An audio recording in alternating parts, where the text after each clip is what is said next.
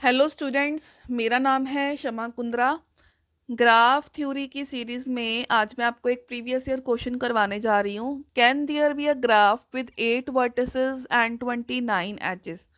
Question है कि कोई ऐसा ग्राफ हो सकता है जिसकी 8 वर्टिसेस हों और 29 एजेस हों। तो इसका सोल्यूशन देखते हैं हम।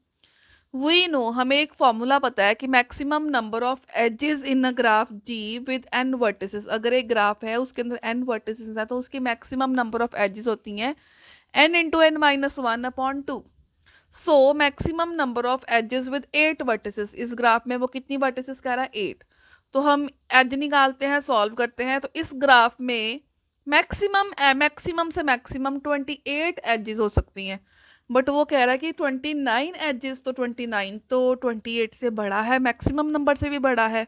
सो there can not be a graph with 8 vertices and 29 edges. Thank you.